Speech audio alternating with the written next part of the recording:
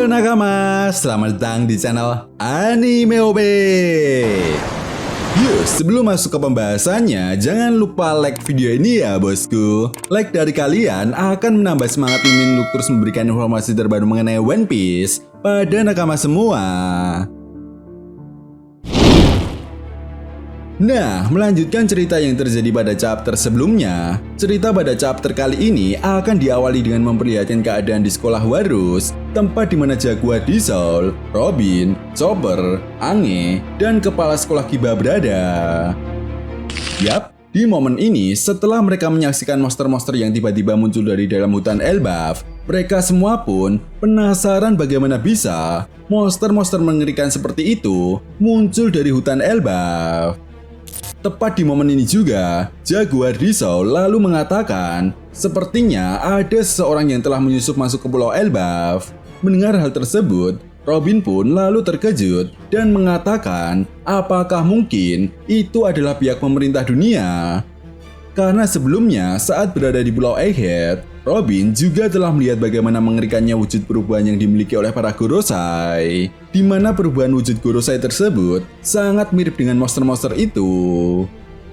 Mendengar hal tersebut, Jaguar di Soul lalu mengatakan dirinya tidak mengetahui pasti, tetapi bisa jadi pihak pemerintah dunia ingin membuat masalah di Pulau Elbaf, karena sepertinya pihak pemerintah dunia mengetahui jika saat ini di Pulau Elbaf telah kehilangan pemimpin mereka sejak Pangeran Loki membunuh ayahnya sendiri 6 tahun yang lalu.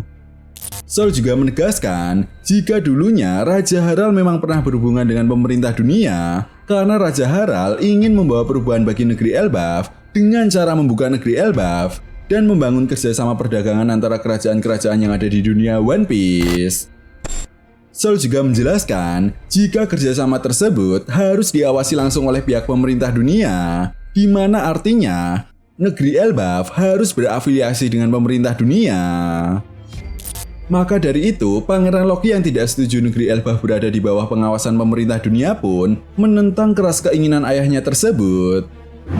Nah, dari penjelasan Jaguar di Soul ini, artinya kita bisa menyimpulkan alasan kenapa Pangeran Loki sampai membuat kekacauan di negeri Elbaf dengan membakar desa-desa yang ada di Elbaf.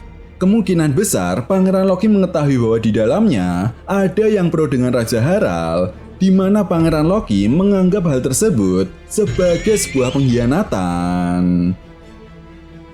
Yap, Mimin rasa Pangeran Loki ini paham betul apa yang dilakukan oleh ayahnya akan berdampak negatif bagi negeri Elbaf ke depannya. Apalagi sebagai ras raksasa kuno, Pangeran Loki ini sadar ras raksasa adalah ras yang tidak diperintah oleh siapapun kecuali Nika yang menjadi aliansi pasukan raksasa seperti halnya mural yang tergambar pada pohon Adam. Setelah itu, ketika Soul menjelaskan hal tersebut, kepala sekolah Kiba pun lalu mengatakan, apakah mungkin negeri Elbaf benar-benar akan musnah oleh monster-monster ini?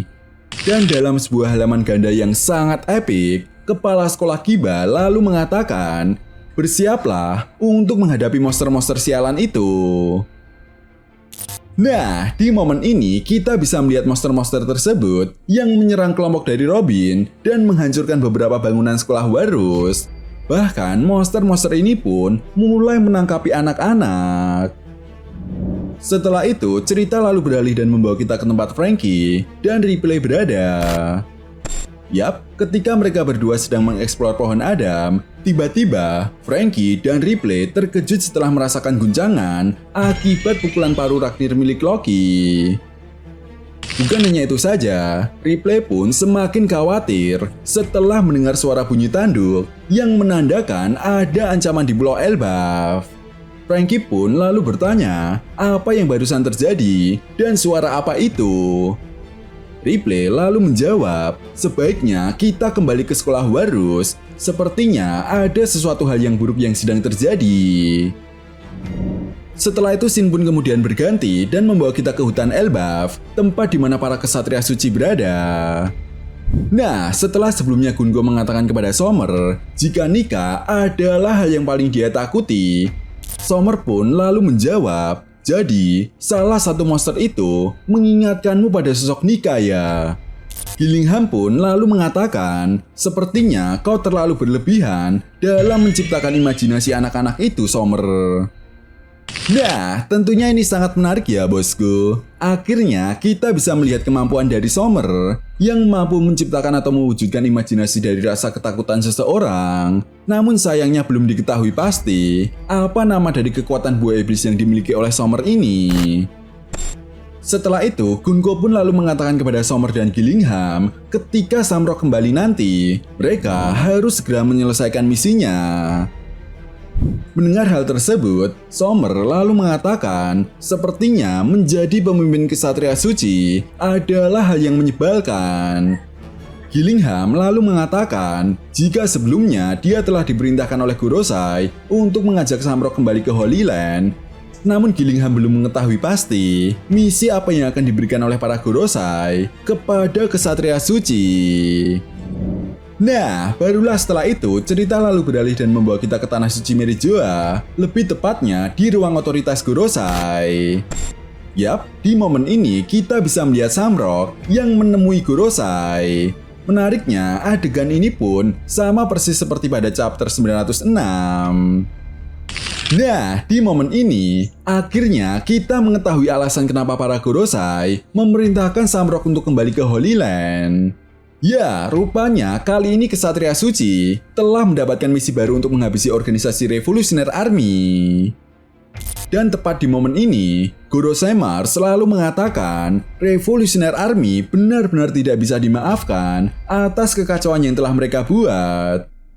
Gorosei Nusjuro juga mengatakan dirinya berharap jika Kesatria Suci bisa menghentikan organisasi Revolutionary Army dalam menghancurkan kapal-kapal pembawa logistik makanan yang akan diberikan kepada kaum naga langit.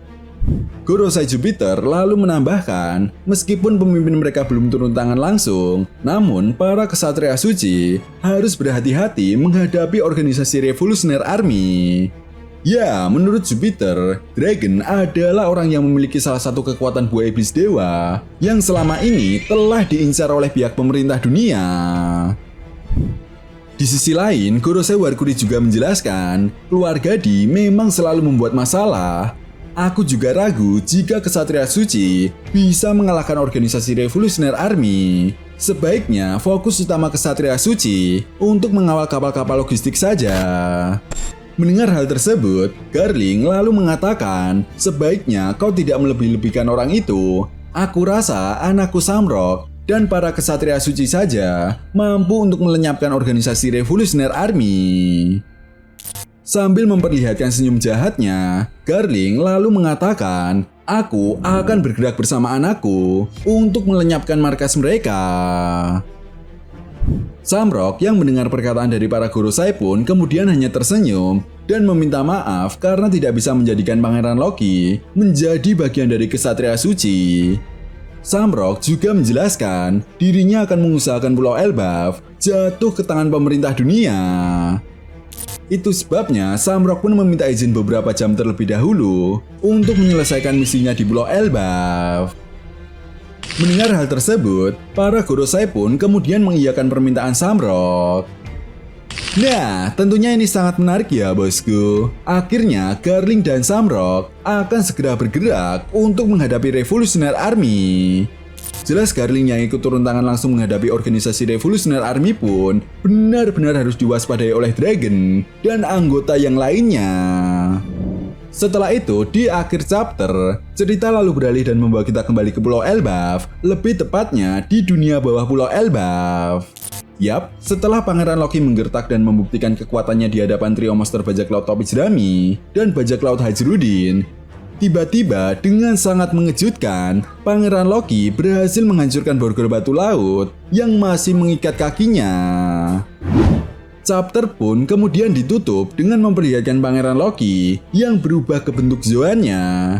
Dan tepat di momen ini juga, Pangeran Loki lalu mengatakan, sudah lama sekali, aku tidak berubah ke bentuk Zoanku.